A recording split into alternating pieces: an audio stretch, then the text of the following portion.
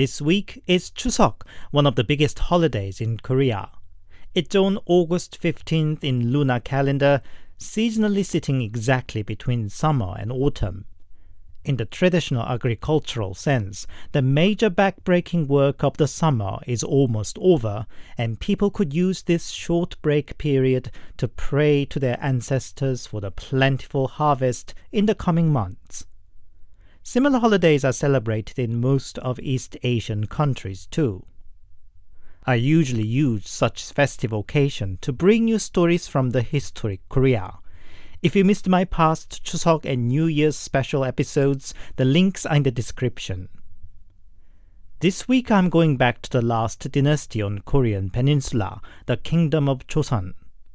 With the recent success of costume dramas such as Kingdom, the social dynamic and aesthetics of Joseon Dynasty have gained wider interest too.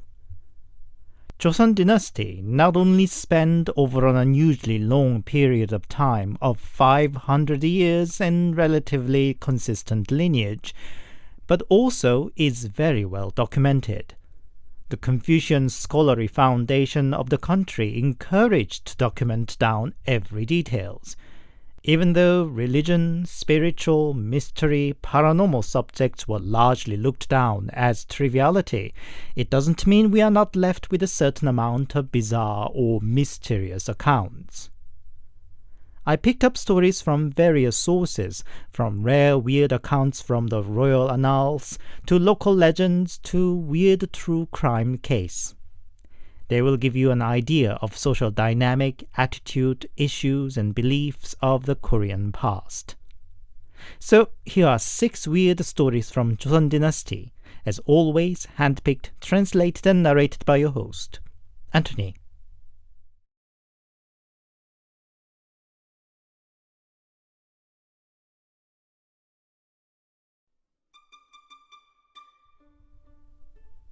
조선 왕조실록, the Annals of the Joseon Dynasty, is the record of daily details of royal and national affairs of Joseon Dynasty. Such annals existed in many Asian kingdoms too, but that of Joseon Dynasty is unique for its extensive volume, consistency, and authenticity, and its value is recognized as a UNESCO World Heritage. Kings were strictly barred from viewing the annals, let alone interfering with its content, and for that reason it provides a uniquely objective window to the life of the dynasty and its rulers. But even in that factual and dry formal record, there are rare mentions of mysterious events. One of them occurred in the year of 1486, in the reign of Seongjong. The king was having a meeting with his ministers about the affairs of state, and Yuji, the minister of interior, came up with a weird claim. There are many a ghost in the town at the moment. In the household of Chung Chang-son, the Secretary of State, is a ghost so powerful that it moves objects around. And at the home of Idu, a government officer is also haunted with a ghost that doesn't fear the broad daylight. Pray, your majesty, grant them a cleansing ritual. It triggered the king's interest, and he asked other ministers' opinion. Hong-eun, a state secretary, then opined a very Confucian attitude. In the house of Yumun-chung once appeared a rat that bowed to his wife as if begging for something. When the wife reported this weird situation to Yumun-chung, he instructed her to give the rat some rice, as it was simply starved. And one could not find these rats anymore. I hear Mr. Secretary of State dealt with a weird phenomenon in his household in the same manner. When his wife suggested to move out of the house for the fear of the ghost, Mr. Secretary simply said that he was too old to fear death or a ghost, and turned down the idea. And indeed, the ghost did not dare to appear again afterwards, I hear. The Minister of Interior, who brought up the issue first, further suggested to use cannons to scare the ghosts away. To be fair with him, he didn't actually mean to shoot ghosts down, but to scare them away with a loud noise from the cannon fire, as with a Chinese tradition of loud firecrackers to scare evils away. But the king dismissed the idea. That didn't mean King lost interest in the topic. A couple of weeks later, he officially asked Idu, the officer whose home was said to be haunted in the earlier discussion, to report back the situation, and Idu duly did. Since last September, an unholy entity is present in my house. It would appear and disappear at its will, and sometimes rips the paper window, other times shines a light, and yet other times throw a pebble. My servants reported that it talked like a person and looked like a person too, even though one could not see the entire body. It appeared to have dressed in a female attire, and its white skirt looked tattered. I myself have not yet seen it, but only heard its voice twice, both at night hours. We tried to move away from the house, but the entity found us in the new place too. I concluded moving was not a solution and moved back to the old house, and so far the entity doesn't seem to manifest again. Unfortunately, there's no exact record what happened afterwards, but the story of Idu's haunted house seems to have become widespread, and it is also mentioned in Yongje Chonghwa, a contemporary collection of various customs and folklores. There it claims the ghost-haunted Idu's household was the spirit of his late aunt, and that it tried to interfere with the big and small affairs of the family, like the worst of in-laws. Another interesting and mysterious account from the Annals of the Joseon Dynasty is a multiple account about a weird monster that appeared in the royal palace itself. May 9th, 1511, in the reign of Chungjong, a beast in the shape of a dog was witnessed running in the palace at night. A guard chased it after, but the beast jumped over the west wall of the palace and disappeared. Further search was in vain. The witness account described the beast having looked like a sapsalge, a dog breed of long furry coat, but in the size of a pony. This mysterious attack seemed to have stirred up the royal court quite a bit, and people discussed what it could have been, but of course there was no clear answer. And then 16 years later, June 26, 1527, still under the reign of Chungjong, a letter of appeal was presented to the king, blaming the stir within the royal court about the rumor of mystery beast. Moving of Crown Prince's household was His Highness's own will, and we could not dare to comment about it. But the fault of the management of the royal guard is clear that they didn't initially control the rumor among the low-rank soldiers about the beast and let it snowball. Neither can the Minister of Defense escape the blame for having failed to punish and control the upper line accordingly. We plead your majesty to sternly punish anybody who further spread this nonsensical rumor. And the king just ignored the whole affair, because a true ruler of Confucian tradition is not supposed to delve into the matters of such nonsenses as paranormals and mystery. But then in 1530, still under the same king, we have yet another account about a mystery beast. This time it dared to scratch on the window of and throw weird things about the chamber of Queen Mother herself under the broad daylight. It resulted the Queen Mother, the Queen, and the Crown Prince all moving their households for the fear of their security. But this time, this mystery beast kept pestering around the royal household. 2 years later, there's another report about a mystery beast resembling a horse, having raved around the royal court, making the royal guards panic and lose their control. The last account about the mystery beast appears in the reign of the next king, Injong, who died only 2 years after he was crowned. And on the very night of his passing, a monster appeared in the capital, whose aura was as black as blindness, and whose movements sounded like a heavy wagon rolling. People were alarmed and chased it after, but even the police officers joining the chase didn't help. Such attack continued several nights more before it finally stopped. Now, this can be just considered as misidentification of common wild animals. After all, old Korea was rich with wildlife from deer to tiger. But one shouldn't forget, this is from none other than the official Royal Annals, which usually and strictly states dry facts. What was this or these mystery beasts that dared to stir up the royal court?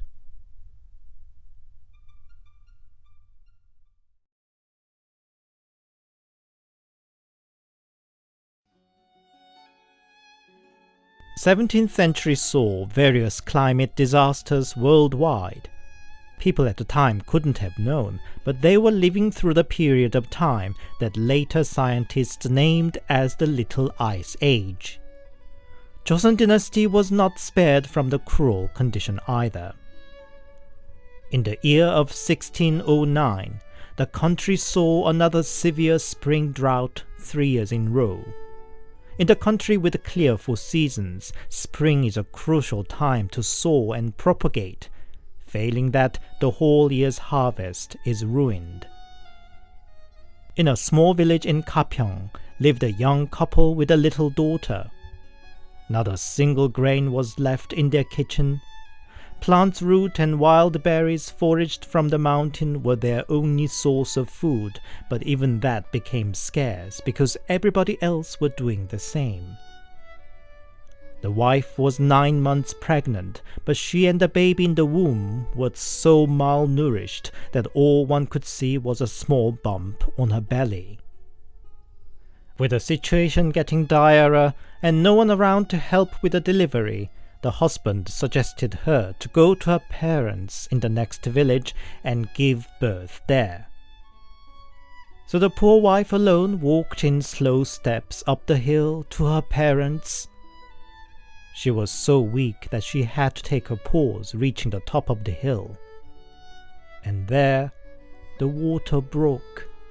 There was no way she could reach her parents before labor started, and she gave birth all alone in the wild and passed out.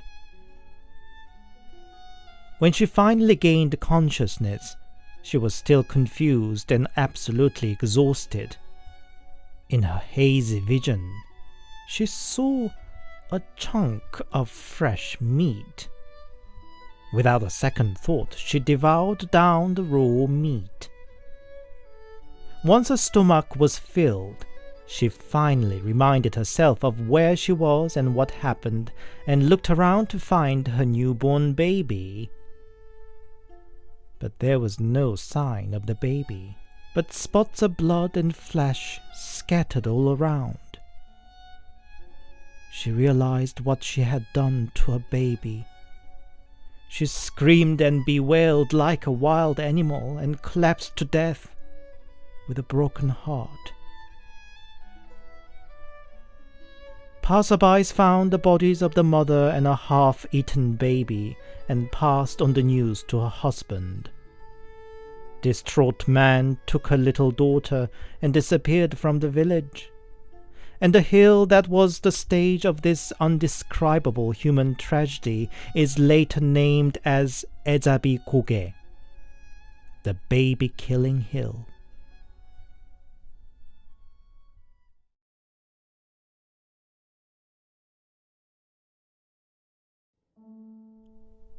김요록 속집 is a book by an unknown author from early 16th century. It records down the stories of the people who were involved in Kimyosawa, the political unrest in 1519. King Jungjong plotted to get rid of the progressive political figures whose growing power unnerved him, and succeeded. Such political expulsion at the time was not just losing the power, but much harsher consequences like execution, banishment, confiscation of the status and asset, and house arrest. One of the stories from the book is about a guy called Kang Sung-un, who was one of the state ministers. For over 10 years, he was but a low-ranking officer until Kimyosawa, the aforementioned political unrest. The beginning of Kimyosawa was really almost strangely simple. The king called for an emergency plenary meeting out of blue. The political figures whose downfall the king was plotting were made to unable to attend the meeting and were accused of disobeying their lord's order. And at the time, Kang Sung-un was in charge of blocking the gate to the royal palace so that the targeted figures could not attend the meeting. For this, he rose quickly in the ranks and reached the position of the state minister. But his success was short-lived. One day he woke up from his dream, feeling something pressing his limbs down. When he opened his eyes, he found ghosts with no legs were on top of his arms and legs, and more ghosts, some without an arm or a leg, and all drenched in blood, were surrounding him. They all tortured Kang Sung-un with making terrible screeches or pinning him down, and Kang Sung-un had to suffer all night long.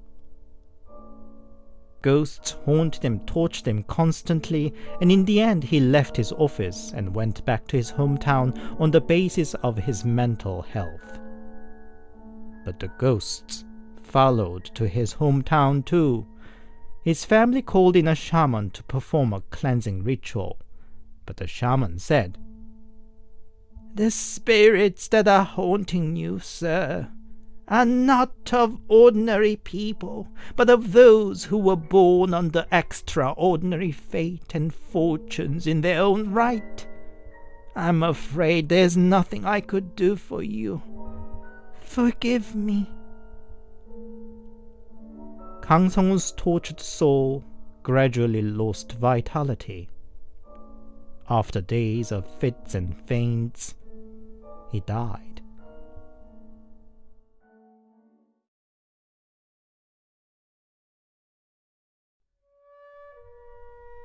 In the year 1500, there was a most bizarre incident that became the talk of up and down the country.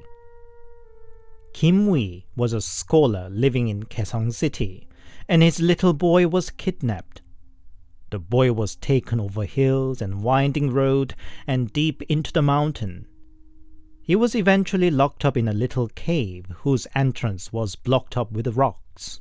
The boy cried, screamed for help, and pushed his little body against the rock to escape, but he got absolutely no response. When he got finally silent with hunger and exhaustion, through the small crack under the rock, a ball was pushed in without a word. In it was some sort of porridge, and a hungry boy instinctively drank it down. And that way his isolation continued. There was nothing and barely any light in the cave. Just once a day came in a bowl of porridge, and on freezing cold night a blanket made with straws. All his attempt to talk and persuade whoever brought those supplies was in vain, and eventually he just lived day to day to day in that nothingness. It was by sheer chance that the boy was discovered by a miner who was looking for a vein of iron ore. It took quite some time to figure out the identity of the boy, because by then he could hardly speak, but eventually he was reunited with Kim Wee, his dad, in 6 long years. The boy was relatively intact physically, but his sanity wasn't anymore. Kim Wee tried his best to bring him back to normal life, but all was in vain, and the poor boy died after 2 years since he returned home. With a boy dead, who plotted such an unlikely kidnap and inhumane imprisonment, and what was the motive of it, were all forever left an unsolved mystery. And what the boy would have thought and felt in the total isolation and deprivation for 6 long years, it's almost impossible to imagine.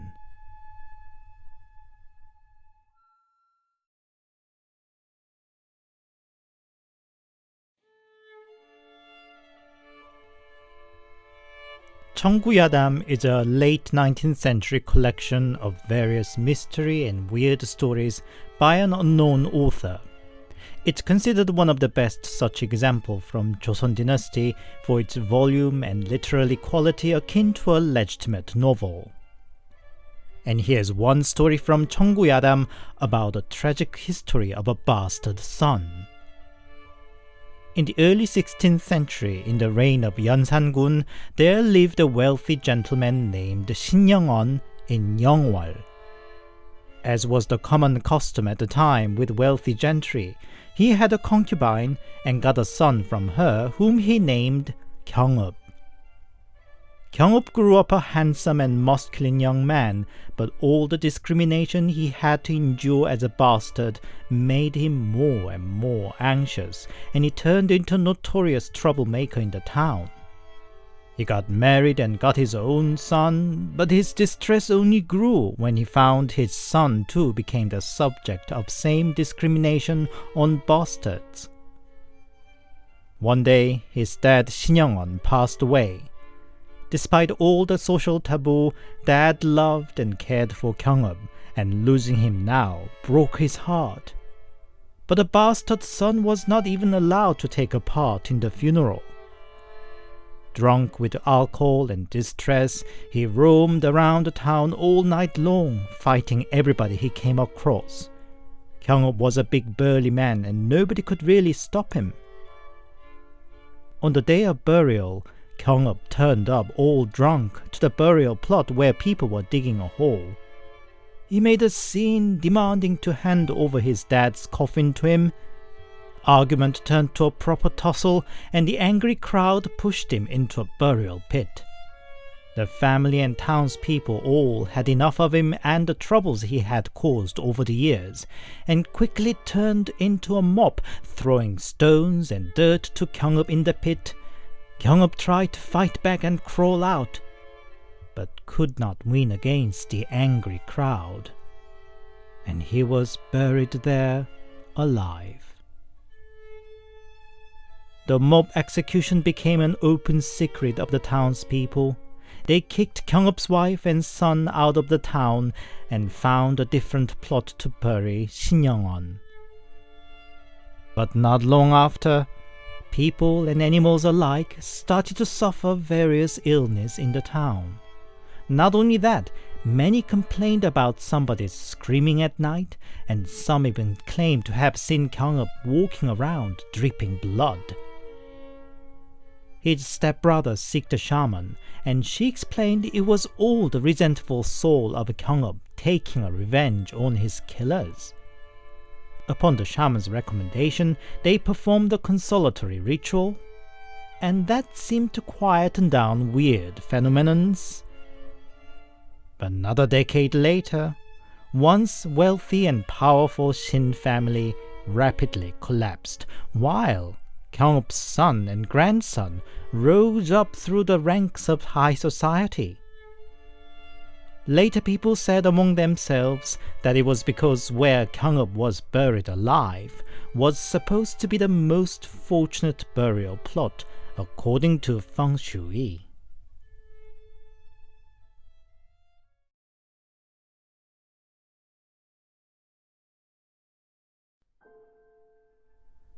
It's a story from late 15th century during the reign of Seongjong, the 9th king of Joseon Dynasty.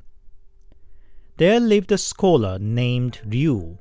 He was smart and upright, and everybody expected a great future for him. but he failed to pass the state exam 2 years in a row.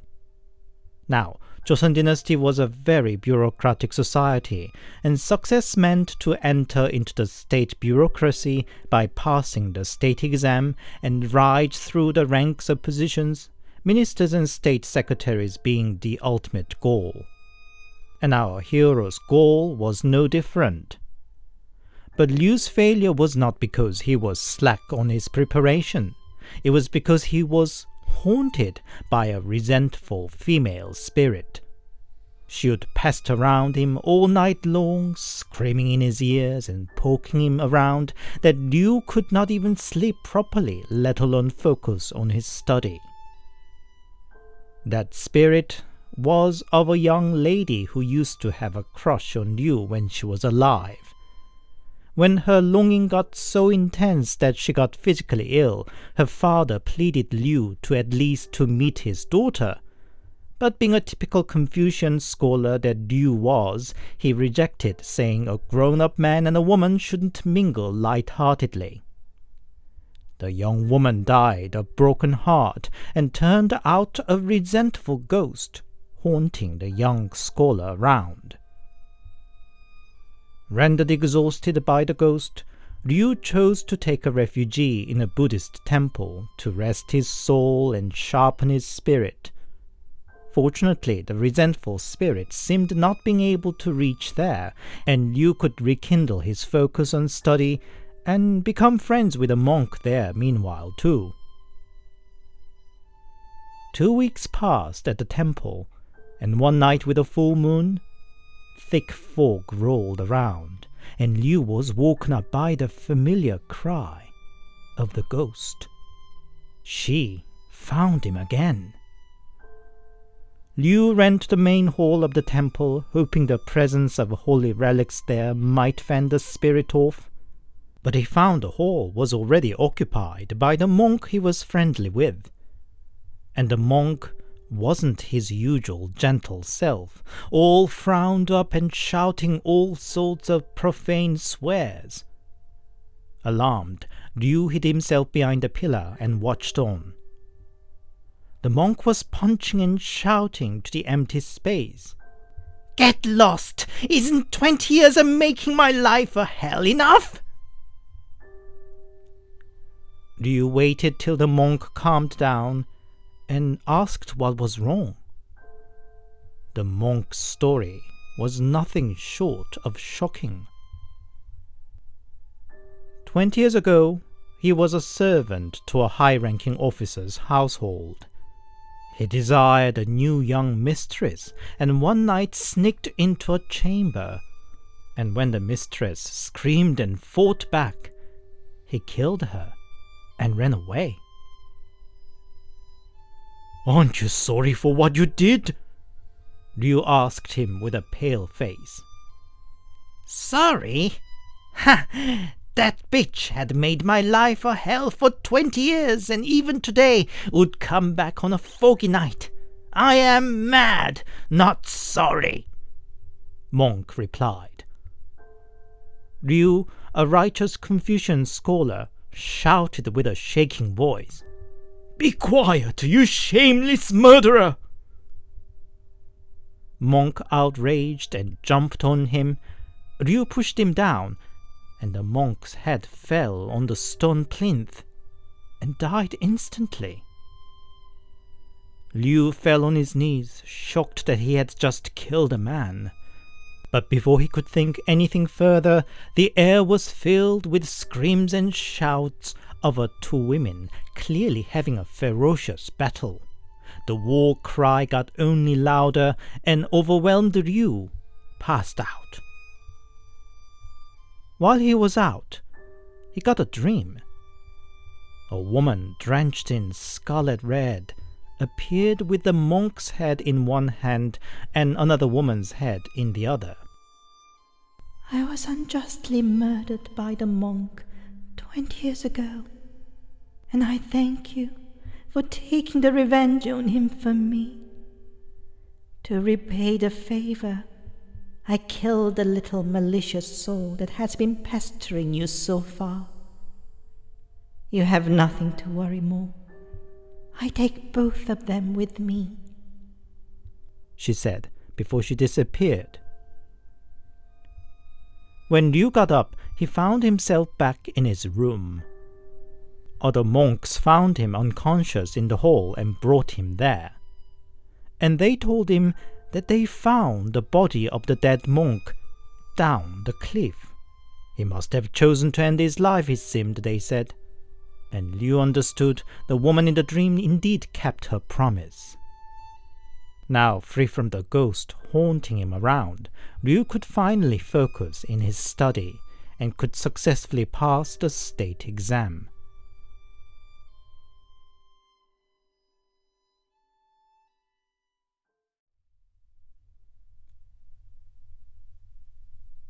Hi, it's Anthony here, and thank you very much for listening. I hope you enjoyed today's stories. They might have sounded more like a folklore or an urban myth, but I still think they contain various aspects of the time. If nothing else, I should like to think they may help you enjoy the costume dramas from Korea more. If you enjoyed my work, please give it a like and a comment, and please consider subscribing to my channel. If you'd like to support me more directly, I also have a Buy Me a Coffee account. The link's in the description. Buy Me a Coffee supporters are getting an access to my new videos a week before others. Thank you. I wish you a wonderful Chuseok holiday. Even if you don't celebrate it, you could probably visit or call your grandparents and parents this week in the family-oriented spirit of Chuseok holiday. I'll come back next Sunday. Stay safe and take care.